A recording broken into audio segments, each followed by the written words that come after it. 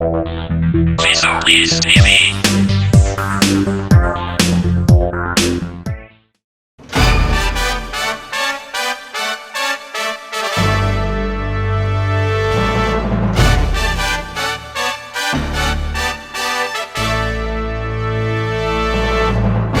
Car à découvrir est une émission qui ouvre l'opportunité au talent caché. Le plus juste et le plus doux des sentiments, c'est la reconnaissance. Sur ces fidèles abonnés, amis téléspectateurs de Vision Plus Plus TV, bonjour ou bonsoir, ça dépend de sur quelle planète vous vous trouvez. Et bienvenue dans votre émission artistique et culturelle, Talent à découvrir. Si vous êtes nouveau, n'hésitez pas à vous abonner. Cliquez sur j'aime et laissez beaucoup de commentaires. Vision Plus Plus jaban la jabako en bas fort on est kuma tukuni. Aw bismillah aw émission mandi kenekan émission melo to talent à découvrir. Émission si ko aw de koy seconde dongo do le mana ki la doron ka dale feka jien koy nga kla ko la kale anga wele sira anga belebele wala mabi bamono nga kuma do ko mako kan yere de dakono ama nga nyini ngalu tengala pour que aw ni ambe sega famnyal soro to gomna bal mage ni nyauma bismillah Vision Plus Plus plateau sans fait ifsigi to ko ni jam fo en flel baroy donc neto Dawda Kouyaté no wele Roberto Magic Saper Junior. Ouais. If c'est qu'à faire na iga bara benu no jumene ma. Bon ngam bara benu musique yere di ma. Ike bara benu no musique. Ouais. Mais talent a chan bara yere fene ka chan compte men de la ya choisi ka dongel dalari. Bon ka suganti ka ken dongel dala ne dongel dala dini. Ine kera dongel dala te bal ne yere la parce que ne yere jelli. Mate bamana ɲininka ku ye daba ta kun jumɛn na bɛɛ b'a dɔn daba tanku bɛ bamanan bolo an ma fɔlɔ bamananw dɔn foyi ye ni sɛnɛ tɛ quoi donc ni jeli fana ye dɔnkili da a y'a ka baara de kɛ quoi n'a ka baara kun t'a kɛ quoi voilà. Mais i bɔra ka tɔgɔ dɔ fɔ sisan ko Roberto Magic Saper Junior. O tɔgɔ in bɛ ka fɛn dɔ fɔ peut-être Roberto Magic n delila k'a tɔgɔ mɛn mais i yɛrɛ n'a ka relation bɛ tɔgɔ di. Bon, n'a pas relation, on met relation là. Amena. Ouais. Mais au toko indali la osoro la toko di. Bon, Robert ka toko dalan la Robert yere de kadni. Mali dongli dalaw ka chare mais tiena ne fene mo mu kanu. Kira ale de kadni. Donc ne yere tumbe fe ga Robert Didi mais mu ki jonga ka junior. Ne ala sona ulla nya ka wi quoi. Kamnyal so ka fene ga foli be ni kene. Ouais, ne ala sona ma ka foli. Mais yere nana musique kon na la togodi. Bon musique ne musique ta anga so. Musique a fo ma boyoro were nya bo anga so de quoi. Parce que ne batumbe dongli da. Abta ngara ke ro la bi ngara ke. Jeli kunte sa mais akme dongli da. Vraiment. Donc musique a fo ma musique soromba fait mais nya soro ji fait ka min quoi. Parce que maman si mina ale karsa be mun ke ni e fene kero ke baka o te bali yere la donc ni musique sur mba fait parce que mba tu musique mais une fois jeliw ba an jeliw de mais ka foko an wa dugula bi ni kera dongli dala te bali an dugula mo si la parce que ba an bunda la quoi an bunda sigle no no quoi i bora dien ro dun la bina dongli nda quoi voilà. Mais am domina bi est-ce que clip bi bolo. Bon, clip kele membolo ni clip kele ngemega flana na be. Mais album bi bolo. Bon, album kele membolo mega flana fena la be. Ni ala sona. Ami dum ne go bi son jod le viera bolo. Bon, nga son bela jele son mugan flade. Ni ala sona. O fasa to la de mo fasa to la. Ni rega son décidé no mugan flado. Ouais. Batra donc. Avec tamani anga ni ngalu. Est-ce que Roberto ni artiste wero de la baraka nyon fo baraka nyon bolo? Bon, ni artisima deli ka baara kɛ ɲɔgɔn fɛ i n'a fɔ ka dɔnkili da ɲɔgɔn fɛ n'o tɛ ni artiste camanba de bɛ ɲɔgɔn dɔn a tɔgɔntan wa tɔgɔtigiw n'a caman de bɛ ɲɔgɔn dɔn mais ka baara kɛ ni artiste ye m'o kɛ fɔlɔ ala yɛrɛ ma a kanu don nafolo quoi parce que Mali ariko ma nɔgɔn quoi a ma nɔgɔn donc ni tɔgɔ t'i la ni taara i jɔ tɔgɔtigi dɔ ma ka fitinin kɛ donc u bɛna kumaw caya quoi. Donc ni tɔgɔ t'i la fɔlɔ i b'i makun fɔlɔ ni fɛnɛ ni y'a essayer don min na ka soulever daminɛ donc ni ala sɔnna ma a bɛ ɲa o mais a bɛ ɲa kono be to ɲaga kɔnɔ a bɛ bɔ ɲaga la a bɛna pan ni ala sɔnna ma dɔn dɔn ma fi an ka ma fi ko in bɔ a la an bɛ don min na ko bi est-ce que i delila ka concert belebeleba dɔ organiser bon san caman ne bɛ concert kɛ n sera fɛn caman fɛnɛ kɛnɛ kan n sera talent jeune kɛnɛ kan palais la donc n sera yelen kura la fo 2 fois donc n sera n yɛrɛ ye concert kɛ n yɛrɛ fɛnɛ quoi n ye concert caman kɛ n yɛrɛ n album fɔlɔ ɲɛbila baara la n ye o concert dɔ kɛ bon ala bɛ n kɔnɔ ni ala sɔnna ka concert caman kɛ i n'a fɔ sumunko kɔni an kɔni an bɛ sumun kɛ n bɛ sumun kɛ mais olu ti concert ye quoi olu ye an bɛ taa n dala maga basi kɔrɔ dɔrɔn ka tɛmɛ quoi voilà. mais i delila ka participer festival dɔw la bon pas encore ma fɛngɛ foyi kɛ festival foyi la fɔlɔ donc galontigɛ foyi tɛna n bila o la quoi voilà. ayiwa Roberto Vision Plus Plus jabaran lajɛbagaw preselen don i b'a la i bɛ dumanba dɔ kɛ an bɛ sɔrɔ ka tɛmɛ n'an ka ɲininkaliw ye problème foyi t'a la ni ala sɔnna an ti mafi an ti jarabi dɔnkili dɔ da sa komi aw kɔni ou bien an ka taa a bɛ se ka kɛ jarabilen mafi kɔni jarabilen tɛ d'accord ko bɛ n'a tuma de don seri n'a tuma de sera kanu ma tuma de bolo furu ba tuma de fɛ dɛ bebe n'a tuma de sera dɛ kanu n'a tuma de sera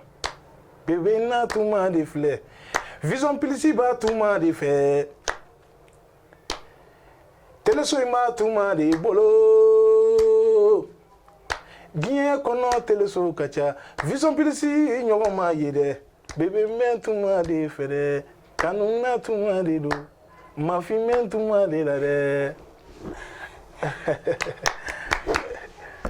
filɛbagaw an yɛrɛ bɔra ka nin ye sisan nɔ ko bɛ n bi mɛn mafi ko in tɛna sɔn o ma dɛ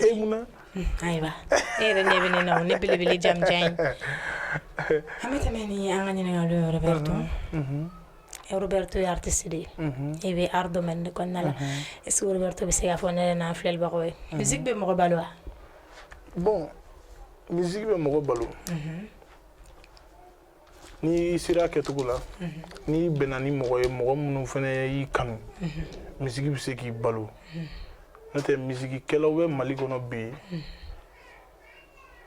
hali n'olu ma baara kɛ olu ka ɲi quoi u bɛ tilen k'u da ka sunɔgɔ u bɛ si k'u da ka sunɔgɔ mɔgɔw b'u bolo mun b'u kɔkɔrɔma don parce que mun ye musique tiɲɛ bi musique kɛbaga de fɛnɛ cayara donc f'i ka wuli ka dɔ de k'i yɛrɛ ye n ye jeli ye o n tɛ jeli ye o an yɛrɛ kan ka hɔrɔn minnu deli olu bɛɛ kɛra jeliw ye olu ni anw bɛɛ bɛ jɛ jatigi kelenw na donc o de ye musique fɛnɛ yɛrɛ tiɲɛ k'a tɔ bɛɛ tiɲɛ k'a lanɔgɔ yɛrɛ donc musique ka balo a la sansi do dɛ balo fɛn wɛrɛ kɔni ma ne kɔni bolo mun tɛ musique ye awɔ faamuyali sɔrɔ olu la Roberto ni kɔni n'i kɛra dɔnkilidala ye ni jama de bɛ baara kɛ ɲɔgɔn fɛ Roberto yɛrɛ ka micro minɛ ka dɔnkili da pour la première fois i kɛra cogo di bon i kumaba de fɔ nin parce que diɲɛ kɔnɔ i b'a dɔn ko fɛn man farin ka tɛmɛ micro juru kan surtout ni jama bɛ ɲɛfɛ voilà ni jama bɛ ɲɛfɛ fɛn man farin ka tɛmɛ micro juru kan ne ti maasi nɛgɛ o la micro juru ye fɛn dɔ ye a sitanɛ ka bon a mɔgɔ la jarabi ka teli a ko bɛɛ ka teli quoi donc mais ka micro minɛ i siɲɛ fɔlɔ hali i kɛra diɲɛ ma jɔn ye i ka da la kɔni i bɛ yɛrɛ quoi i bɛ yɛrɛ dɛ hali aw ka baara ninnu aw bɛ yɛrɛ a daminɛ la kuma dɔw la aw bɛ fili aw ka ɲininkaliw la kuma dɔw la donc micro minɛ ne ye micro minɛ don fɔlɔ min na ka n jɔ ne ye sumun daminɛ dengulu jama de cɛ la n jatigikɛ dɔ bɛ a ye n kanu donc a muso jiginna n taara sɔgɔma n ye dɔnkiliw da donc denbaw ko ma ko fo n kana fɔli kɛ ko komi n jatigi don donc olu yɛrɛ ye minɛn loué ka di yan n ye sumun sigi a don ne ye micro minɛ morceau fɔlɔ min na ne bɛ ka yɛrɛ ne sen bolo a bɛɛ bɛ ka yɛrɛ donc ne ko o tuma mɔgɔ de bɛ ka n bon wa n ko parce que ɲamakalaw bɛ kɛnɛ la yan nɔ cɛw ka wuli ma da n kan donc ne nana ye n commencera n ye dɔnkili fɔlɔ da dɔ bɛ ka bɔ siran na n ye filanan da dɔ bɛ ka bɔ siran na n ye sabanan da n yɛrɛ n nana wɔsi mulu kɛ ja gɛlɛyara quoi donc il faut micro-tɔ dɔnkili nɔfɛ i m'a ye bon n nana n t'o bɛɛ la ka micro faamu bon kɔfɛ n ye fɛn camanw kɛ ma fɛngɛ olu la quoi donc n ye taabolo ni nafa sɔrɔ a la donc n y'olu kɔni alhamdulilayi bi voilà yɛrɛ banna sa jatigɛ banna mais ni mɔgɔ min bɛ fɛ ka Roberto wele a ka mariage la ou bien den wele dɔ la Roberto bɛ lasɔrɔ cogo di bon ni mago bɛ ne la mariage la i bɛ ne wele n ka nɛgɛjuru siraw la parce que ni mɔgɔ fana bɛ baara kɛ ɲɔgɔn fɛ donc ale ka nɛgɛjuru siraw bɛ yen ani n yɛrɛ taw bɛ yen ni mago bɛ na nɛgɛjuru sira la i bɛ n wele 50 55 30 63 50 55 30 63 i bɛ n wele o la faamuyali sɔrɔ l'o la don n'a nataw la Roberto yɛrɛ bɛ fɛ ka ko belebeleba jumɛn de kɛ musique la mɔgɔ ma deli ka min ɲɔgɔn kɛ bon tiɲɛ na ka koba kɛ musique la a ka d'an bɛɛ ye mais ala ka kɛ don quoi ni ala y'a k'i bɛ ala fo ka ala barika da n'a y'a k'i ɲɔgɔnna wɛrɛ a fɔ ala ye nin mun di nin ma dɔ fara a ka yanga kan i ka dɔn di ne yɛrɛ ma o tɛ juguya kan ye den kɛnin bɛɛ bɛ keleya mais keleya kana kɛ ɲɛngoya de ye quoi mais n'o tɛ n'i keleyara dɔrɔn o de yɛrɛ de ka ɲi mais n'i keleyara fo ka kɛ ɲɛngoya o de ma nɔgɔn donc an bɛ ala deli ala ka ne ni e ani an filɛli jama bɛ ala k'an bɛɛ kisi ɲɛngoya ma ani kameramaniw Roberto a bɛ minute damadamani bɔ an sigilen bɛ émission in kɛnɛ kan e yɛrɛ ye mun de faamuya émission in na hakilina in ta ye mun ye émission in tagabolo la bon tiɲɛ na Vision Plus ka nin émission in n bɛ ala de deli se kɔni tɛ ne ye mais ne dabara in ta ye n bɛ ala deli ni ala sɔnna ma ala ka sankɔrɔta di émission in ma émission bɛ yen diɲɛ kɔnɔ k'a bɛ filɛ ya rabi ma n y'a ɲini ala fɛ ala ka Vision Plus bila a bɛɛ sanfɛ o kun tɛ dɔwɛrɛ dɛ ɲɛngoya kuma tɛ kan wele k'an sigi plateau la o ye ko belebele de ye donc kanu de b'o kɛ bon ni ne fɛnɛ kɛra mɔgɔ dɔ ye n fɛnɛ kan ka dugawu kɛ Vision Plus ye bi tɛ sini tɛ a tɛ i n'a fɔ ko bi fɛn dɔ se tɛ n ye dɛ a bɛ i n'a fɔ fɛnɛ sini ni n ye fɛn dɔ se sɔrɔ n bɛ se k'a kɛ Vision Plus ye mais bi a se tɛ n ye mais don n'a nata la ni ala ye sankɔrɔta di Vision Plus diɲɛ b'a ye ne Dawuda sababu la o ye ne ka sababu ye fɔlɔ nɛ a kɛra dɔnkili de ye o a kɛra bolola hɛrɛ de ye o ni ala sɔnna diɲɛ b'a ye ala k'a bɛɛ lajɛlen mais n bɛ ala deli halisa ala ka sankɔrɔta da aw ka baara in ma vraiment ni baara ɲumanba de maa minnu bɛ artistes to duguma k'i wele k'i yɛlɛ k'i yira diɲɛ na o ye koba de mɔgɔ caman bɛ yen bi u bɛ plateau kɛ a ma nɔgɔn dɛ ni tɔgɔtigiw yɛrɛ tɛ u tɛ plateau kɛ ni tɔgɔ t'anw ye mais an bɛ ala deli aw minnu y'a daminɛ yarabi ala ka barika don a la ala ka barika don a la ala k'a kɛ kira barika kama ala ka barika don a la ala bɛ kira fɛ n'o ye tiɲɛ yarabi ma diɲɛ bɛɛ ka kɛ Vision Plus fɛ voilà ka hakililajigin an filɛlibagaw ye k'a fɔ aw sɔgɔlen don a ka téléso mandi la n'o ye Vision Plus ye kɛrɛnkɛrɛnnenya la aw ka jamukan mandi kɛnɛ kan n'o ye talent à découvrir ye jamukan in sigikun ye aw de ko ye o seko ni dɔnko dogolen min b'aw la k'o d'ale fɛ kan diɲɛ ko ye ni ka tila k'o lakali an bɛ segin an ka invité ma ayiwa Roberto an filɛlibagaw presselen don i b'a la i bɛ dumanba filanan kɛ ka dumanba filanan kɛ ko yɛrɛ yiranci aw ma kɛ yɛrɛ yiranci ye Vision Plus yɛrɛ yiranci Vision Plus ma kɛ yɛrɛ yiranci ye dunuya kɔnɔ dɛ dunuya kɔnɔ ko a ye to n ka Vision Plus barika da dɔɔni jaja telesolu man kan diɲɛ kɔnɔ mɔgɔninfinya ɲuman tɔ tora kelen kelen ye maa min b'a k'a yɛrɛ ye ka kɛ mɔgɔ dogolen ninnu ye o Vision Plus ko Vision Plus ka barika ɲɛ kanu na dunya kɔnɔ kanu mana fɛn min faga ka ban walayi o tɛ jufafɛn ye Vision Plus ko se wɛrɛ tɛ ne ye dunya kɔnɔ mais ne dabara ye n ta ye dunya la dɛ ngo se wɛrɛ tɛ ne ye dunya kɔnɔ ne mana se kɛnɛ o kɛnɛ kan dunya kɔnɔ ne bɛ Vision Plus ye ko ɲuman dɔn malaɲini san ko Vision Plus kɛra malaɲini san ye faden tɔɔrɔ ko jugulu kankari ko teleso dafiri masa ɲumankɛ masa kabako masa jaja vision plus ɲɔgɔn ma ye Mali kɔnɔ fɔlɔ ko ala ka sankɔrɔta di vision plus ma dunya la ko ala ka kunnawolo di vision plus ma ko ala ka vision plus bila ala bolo kɔnɔ dɔɔni dɔɔni ko bɛɛ bɛ daminɛ dɔɔni dɔɔni ko ji bɛ dun kɔ la dɔɔni dɔɔni boso bɛ mɔni daminɛ dɔɔni dɔɔni bamanan bɛ sɛnɛ daminɛ dɔɔni dɔɔni ka foli di vision plus filɛbagalu bɛɛ lajɛlen ma ka foli di ne kanubagalu ma dɛ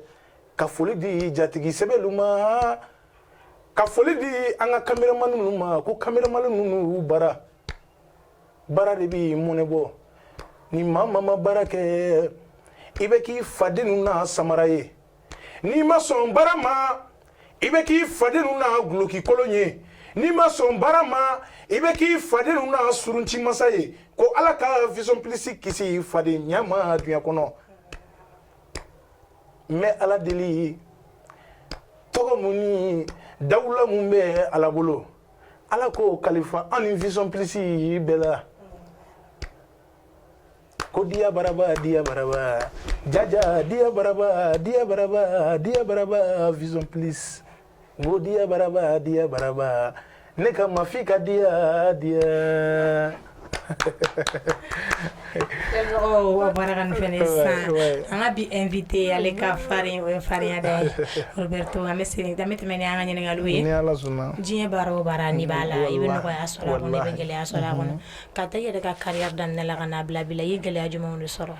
bon carrière ko ngoni ni ko ni ofosa ani gele ya chaman soro kono parce que donc li daire te ken gele ya te donc li da man ko ne wallahi donc da toro na fadiya na nyanguya ne yɛrɛ bɛ siraw de ɲɛ mais ne ka carrière kɔnɔ ne ye tɔɔrɔya damadama sɔrɔ o tɔɔrɔyaw ye ne tɔɔrɔ dɛ fo ka mun kɛ ne yɛrɛ dɛsɛlen don ka ɲinɛ a kɔ parce que sɔni n bɛ dɔnkili da daminɛ n kun ye mɔgɔ dɔw kanu n bɛ dɔnkili b'o la ka taa d'u ma u ka so u ti dɔrɔmɛ diyan mais olu de bɛ tila k'a yala k'a fɔ ko ne kan ka go donc olu bɛ tila ka yala k'a fɔ ko ne bɛ ka ko ne yɛrɛ tɛ se dɔnkilidala quoi donc ani n ye dɔnkilida daminɛ dɔw bɛ n tɛmɛtɔla to u bɛ n suru ko cɛ ko i kana se k'i ka baara kɛ fo dɔnkilida i ye jeli ye cogo cogo ko mais i ka baara kɛ bon bi kɔni alhamdulilayi olu mɔgɔ kelenw bɛ boli la ne nɔfɛ ni ne ka concert kɛra bi ne ka concert bɛ fa foyer la mais ne bɛ ala de fo quoi n'o tɛ n ye tɔɔrɔyaba dɔ fana sɔrɔ n ka musique kɔnɔ kabini ala ye diɲɛ d'a ma de n tɛ ɲinɛ a kɔ ayiwa an ka tɛmɛ n'a ye o tɔɔrɔya don fo ka sunɔgɔ bila n na don la n dara n yɛrɛ la ko est ce que fanuw fana tɛ n bolo i b'a fɔ denmisɛnninw t'a fɔ ko fani bon an kɔni b'a fɔ ko jatigiw donc voilà donc n dara n yɛrɛ la ko jatigiw bɛ n bolo donc n ye n jatigiw wele u ye n ka welew jaabi n ye fɛn papier bila ka taa di mɔgɔ ma bɛɛ ko k'u wayi k'u bɛ na donc n ye fɛngɛ mangamani dɔ sigi n yɛrɛ ye terrain sanfɛ n'i bɔra ne ka so dɔrɔn i bɛ don terrain kɔnɔ donc n ka fɔlikɛlaw nan'u sigi ne yɛrɛ ye n da so kɔnɔ fɔlɔ a don denmisɛnninw de kɛra ka minɛ ka terrain fa ne ma n jatigi foyi ye ni jatigi kelen pe tɛ ni n ye mun wele u tɛ telefɔni ta u bɛ telefɔni faga a cɛ cɛ nin ko in bɛ ka kɛ cogo min na ne ma nin faamu dɛ donc n nana ka na n da so kɔnɔ sa ko n jɔ n ka sunɔgɔ tellement que n tɔɔrɔla sunɔgɔ ye n minɛ fɔlikɛlaw bɛ mankan ci la kɛnɛma ne kɔni bɛ sunɔgɔ la donc n ka jelikɛ min bɛ kuma olu de nana don n kan ka kuma caman caman fɔ n ɲɛna ko n ka bɔ ka na dɔnkili da donc n bɔra ka na n jɔ kɛnɛ kan ɲɛ b'a la mɔgɔ yɛrɛ tɛ yen ni n sigiɲɔgɔn damadamani fana tɛ quoi donc ala y'a kɛ n jatigimuso dɔ bɛ yen Lasana Kulibali den ani Taki Fali mɔden olu bɔra Sénégal de ye u mɔkɛ i b'a fɔ u tulomasama de bɔra Sénégal ka na sigi Kita donc u sigira Kita u jamu yɛlɛmana k'u kɛ Kulibali ye n'o tɛ Faliw de don donc fanisereya bɛ muso in na kosɛbɛ donc a bɔra a ka so kɔnɔ ka so ni ne ka so kun ka surun a bɔra a ka so kɔnɔ a nana a don n y'ale de fasa da donc ale naja kosɛbɛ fo ka ɲina kɔrɔlenw kɔ quoi minnu kɛra n na donc kabini o bɔra la n tɔɔrɔla o la i b'a dɔn ni ko dɔ kiri la i tɛ ɲinɛ a kɔ n tɔɔrɔla yɛrɛ yɛrɛ de a don mais a don ala ka an bɛ ala fo mais o ni bi tɛ kelen ye n ye fɛn fɛn k'o kɔfɛ fo mɔgɔw yɛrɛ bɛ n wele ko munna i ma fɛn fɔ an ɲɛna n b'a fɔ ko non ne ka fɛn tɛ fɔ mɔgɔ ɲɛna mɔgɔ min tɛ taa n kungo la ko ayi k'o tɛ bi ye ko parce que ko bi ko n bɛ ka ye yɔrɔ dɔw la ko o ka ɲi ne ko bon ni aw ka ne kanu o de kama an ka kanu in to yen parce que aw ɲɛ bɛ ne la yɔrɔ dɔ la n bɛ se ka aw fɛngɛ cogo min na mais bi donc aw bɛ k'a fɔ ko aw bɛ na aw yɛrɛ yira ne la donc ne t'o fɛ maa min bɛ ne senkɔrɔma don kabini n dugumalama o de ka di ne ye n'aw kun dɛmɛna ka fara ne kan wagati la ka ne sankɔrɔta an bɛɛ tun bɛ yɛlɛ ɲɔgɔn fɛ bi mɔgɔya bɛ ten ne voilà wala ɲɛ bɛ kow la kunu ni bi tɛ kelen dɛ ni ala sɔnna voilà an bɛ tɛmɛ ni an ka ɲininkaliw ye conseil jumɛn de bɛ Roberto yɛrɛ bolo denmisɛnnin fitinin minnu bɛ ka wuli musique la sisan nɔ ani yɛrɛ tɔɲɔgɔn musiciens bon Mali dɔnkilidala ne yɛrɛ ye dɔnkilidala denmisɛnnin de ye n ye dɔnkilidala denmisɛnnin ye parce que n ye dɔnkili daminɛ a ma mɛn i m'a ye n ye dɔnkili daminɛ a ma mɛn mais n ye ɲamakaladen de voilà n wolola ni ɲamakalaya ni n bɛ sa ni ɲamakalaya in de fɛnɛ foyi tɛ n b'o kan mais n bɛ mun fɔ Mali dɔnkilidalaw bɛɛ ɲɛna denmisɛn fara mɔgɔkɔrɔba kan dɔw ka kɔrɔ ni n ye n fa ye dɔw ye n dɔgɔ ye dɔw ye n den yɛrɛ fɛnɛ ye dɔw ye mais n bɛ mun fɔ ɲamakala bɛɛ lajɛlen ani artiste bɛɛ lajɛlen an bɛɛ bɛ fa kelen ni ba de la an bɛɛ bɛ micro de ta k'a fɔ ko n go k'an dahirimɛ ɲini a la n b'a ɲini artistes fɛ an ka bɛn jeliw an ka bɛn ɲamakalaw yɛrɛ dama ka bɛn o de ka di ne ye bon k'a fɔ ko i bɛ fɛn wɛrɛ fɛnɛ kɛ mun t'o ye mɔgɔninfinya ma nɔgɔn dɛ a ma nɔgɔn i bɛ se ka don finman gasi la ka sɔrɔ jɛman ma foyi mais n b'a fɔ dɔnkilidalaw ɲɛna an kana na ɲɛngoya ni asidiya k'an jogo ye o de man ɲi fɔlɔ i bɛ maa ma ɲɛngoya k'o tigi juguya don n'a nata la a tigi bɛ bila i ɲɛ siga t'o la yɛrɛ kana sɔn k'i mɔgɔɲɔgɔn yɛrɛ de juguya nafa foyi tɛ juguya la i m'a ye an maninkaw yɛrɛ ka dɔnkili don ko juguya man ɲi mɔgɔ ka n'i mɔɲɔ juguya juguya man ɲi asidiya man ɲi mɔgɔ ka n'i mɔɲɔ juguya dɛ juguya mɔgɔ ka n'i mɔɲɔ juguya juguya ne tɛna n teri juguya kun tɛ juguya la donc kun yɛrɛ de tɛ juguya la nafa foyi t'a la an ka bɛn an ka kɛ kelen dɔrɔn an k'an bolo di ɲɔgɔn ma Mali ɲamakalaw Mali jeliw bɛɛ bɛ fara ɲɔgɔn kan bɛɛ bɛ kɛ kelen ni ala sɔnna ma voilà Roberto an ka émission sera a kuncɛyɔrɔ la wagati koronna kumakan laban jumɛn de bɛ Roberto yɛrɛ bolo k'a fɔ Vision Plus Plus filɛbagaw ye ani yɛrɛ kanubagaw ye donc kuma min bɛ ne bolo k'a fɔ Vision Plus filɛbagaw ye ani ne yɛrɛ kanubagaw ko an bɛ ala deli halisa ala ka sankɔrɔta di Vision Plus ma amina yarabi ala k'aw bolo mɛn aw ka baara la yarabi an b'a ɲini ala fɛ masa min ye ala ye ko ala de bɛ sɛ wɔsilen dɔn Vision Plus yarabi an b'a ɲini ala fɛ ala ka dɔ fara sankɔrɔta kan diɲɛ k'aw kula dɔn aw fɛnɛ ka to ka bɔ yan ka taa fo Europe ninnu na ka taa émission ninnu kɛ ka segin ni ala sɔnna ma a don min na maa de mana kɔrɔtɔ ko caman bɛ tɛmɛ i kan voilà ni ala sɔnna ala k'a don nati ni ala ka jɛ o ye ne ka dugawu ye k'a ɲɛsin Vision Plus ma Roberto yɛrɛ yɛrɛ ne bɛ ko la Fat Beauté par là ne yɛrɛ kɔrɔmuso n'o ye Adam Couture Adam Kulibali ale sigiyɔrɔ bɛnnen don Kulibali ma ale bɛ fini ɲumanba ninnu kala ka di ne ma ne kana n ka émission présenté n'a ye an b'a ɲini ala fɛ ala k'a bolo mɛn a ka baara la ka foli bila ka taa Vision Plus Plus baarakɛla bɛɛ lajɛlen yɔrɔ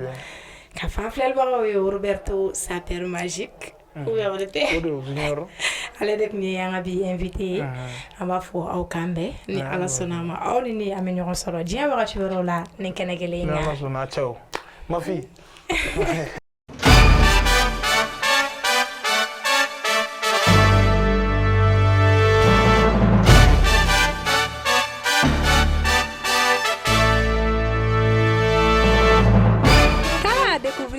émission qui ouvre l'opportunité aux talents cachés. Que vous soyez artiste, musicien, humoriste, comédien, plasticien, photographe. Pour ne citer que ceci, vous avez besoin d'espace pour vous exprimer et dévoiler votre talent au grand public. Talent à découvrir est une émission réalisée par Vision Plus Plus TV et présentée par Fatoumata Coulibaly. Dites Fat Beauté, restez connectés.